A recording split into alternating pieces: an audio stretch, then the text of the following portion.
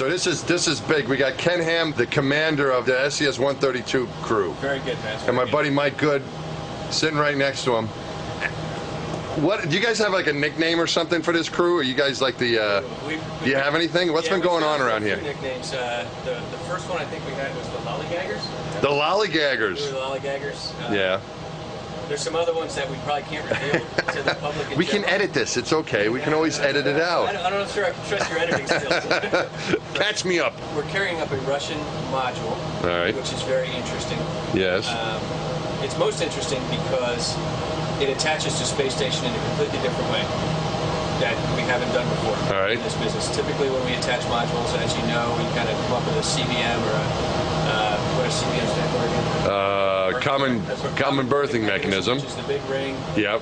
You get attached stuff. That's the way the whole thing's put together, isn't it? That's right. So all the modules come together with that. Yep. However, this is mating to berthing to the Russian side of the space station. So it has a completely different mechanism. And it uses the same mechanism that's still used in Progress use. All right. Which is Russian spaceships. Exactly. The Russian visiting vehicles bring cargo and people back and forth to the space station. So this docking mechanism is meant for a free flyer, which has a little sort of a probe mechanism. And then a receptacle on space station, which is kind of looks like a big old funnel. And you fly this probe into the funnel, and it gets guided down into the bottom, and it latches in there, and then it's retracted in and makes a hard mating surface there. The difference is, in our case, we do this robotically. So we're using the station big arm to take this big old module, which weighs about 8 tons, almost 18,000 pounds. And basically do the same thing that you would do with a free flyer. You take this module and ram it into the funnel and hopefully get those latches to catch. Okay, and that's the first time that's been done, I bet you, huh? I believe that is the first time. First time. Very cool. So you guys are going to get to do that. And you're carrying this thing up in your payload bay? That's correct. All right. That's in the what do you call this thing? What's the name of it? It's technically called the Mini Research Module number 1. All right. However, it now has a Russian name. Rassvet. Which means? Dawn. That's very nice. Like the dawn, like the sunrise? Exactly. That's right. That's very nice. Very good. All right, very good. So we actually tied that into the little description on our logo here. Wow. Which is, it means two things here. It kind of looks like the space shuttle flying off into the sunset because it is kind of marking the end of the space shuttle. It's the last flight of Atlantis. The last flight of Space Shuttle Atlantis. That's it. As of right now, it's scheduled to be the last flight of Atlantis, which is a big deal for everything. But also, it kind of looks like dawn. So you have the whole rust. Oh, like it's a. So our poet laureate, Gary, on the crew, who developed the patch and the words that go in the back, tied it all together. So one of the things we got to do was go over to Russia to see it. So we went over to and had a little Russia visit. We went over to Energia in Moscow. And we got to go inside. And Energia is their aerospace company. Is that what that is? Okay. We actually got to climb inside of it, check it out, climb around the outside of it. And now it's since been shipped to Florida, so it's in Florida, ready to go, or getting ready to go, and we'll pack that in our payload bay, take it up with us, and then as Ken described, robotically connect it up to the rest of the station. But the neat thing about it was being able to go over to Russia. Oh, that is so cool. And so we did that trip as a crew, and that was a good time. You guys get to look around a little bit? Yeah, right. Moscow and all. For me, it was the first time I was ever in Russia. Have you been into? I've never been there. My first trip to Russia, right? So it was a fantastic adventure, so to say.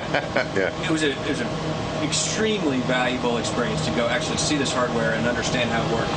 The Russians were over the top accommodating, and the amount of training they supplied us on how their module works, to the point where they had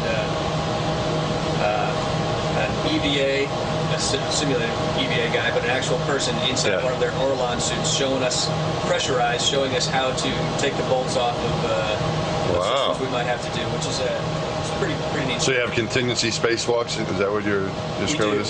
In the event that this probe on the end of the module can't retract, we could be in a situation where we can't put this module back into the payload to bring it home. So in that case, we have to go outside EVA and remove this whole mechanism off the end of it. Very, very, very unlikely, but of course we have to train for it. You know, that's one of the cool things about both you guys are military guys. Correct. Ken, you're a Navy guy. Mike, of course, an Air Force guy, and you know, I'm a civilian, but what I found interesting was, you know, the way the space program has kind of led to friendship between our countries, because probably when you guys first started in your military careers, we weren't exchanging too much information with the Russians, right? I mean, and now it's, you know, I think it's a great sign of what the space program has helped with, and that's international relations, because now we're working together with those guys hand in hand. Absolutely. Here. You know, you're going over there, you're getting to see stuff that, you know, years ago you would never gotten a chance to see. Right, and for both Mike and I were both aviators. Yeah. In our early days in the military, we were quite literally trained and capable of delivering nuclear weapons to the old Soviet Union. Right. And that took up a lot of our time in the military. And then here we are 6 months ago, standing in Red Square, enjoying their culture like regular old tourists. Yeah. And I thought it was really surreal. Did that hit you? Did you guys think about that when it was going on? It really hit me as we were landing. So we're on this commercial airplane flying over to Moscow, and we're landing in Moscow. We break out through the clouds, and I see the ground over there for the first time, and I thought to myself, you know, this is a little different than I trained for, you know, back in my old Air Force days. Of, you know, that was a target for us. Yeah. So you're right. It's nice to have, you know, gotten to this point and to be working with them on something like this. Much better situation. All right. Well, I know you guys are busy. Appreciate you letting me talk with you. You can hang around, because all we're doing today is, right, well, everybody's outside doing an EVA right now, or a simulation. Yeah, so, pretending, of course. That's right. No one's really outside. You're not in space right now. But, correct. Right. Yeah. Our EVA guys are on the other side of the building. Look like wife. That won't happen in space. All right, so you got your big sim going here. We'll go see what those other guys are doing. Yep. All right, man. And thanks. don't forget to say hi to Tony upstairs. He's our IG guy. Is Piers up there too? No, Piers is over driving the big arm. All right, we'll go say hi to Tony. We'll surprise him. All right. Thanks. You're the king. You need a carrot? What do you got? I got carrots. Yeah. And wheat thins. Sorry, 3 alpha. Sorry, 3 alpha done. Okay, 3 alpha, I copy. And I've got glove inspection. And then, Steve, you understand why we can't break the torque on the dish, right? So you've been following this whole conversation? Yeah, they want to be able to bring it home, and as soon as I put turns on there, it can't. Okay, yeah, as long as it makes sense to you. So I got glove inspection, then I guess if you want to get in position to do the dish, we can push the rope and hope Garrett's suit is good. What's going on? Nobody panic. There's alarms going on up there, up there. We lost a bus. Mike, what's going on up there? I have no idea. I'm eating scrambled eggs. What do you got? This is very exciting. Is that what you got, scrambled eggs? Yeah. They any good? Yeah, I love it. I love these things. You eating a lot of space food today? I'm gonna try it. What's your favorite? Right now? Yeah. Scrambled eggs. Because it's warm. Yeah. It tastes pretty good, actually. Did you have breakfast this morning? Because already it's like lunchtime. Yeah, I know. Yeah, We started right away. We were trying to get these guys dressed and out the door for the spacewalk. So this is the first time I've had to eat.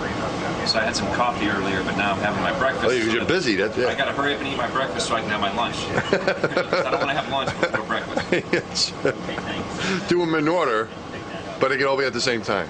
Yeah, isn't that what you tell me? That's what you, because you're so busy, you don't have time to get your meal going in earlier.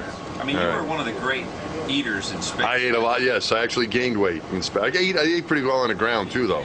It's like, But it takes practice. It does. It's not for everybody. People go, I'm going to eat a lot, and then they get a stomach ache and it's no good. It's not for everybody. Right. Yeah, you need to build up to that. Yeah. All right. Well, you're doing well there with the eggs. Thanks, Mike.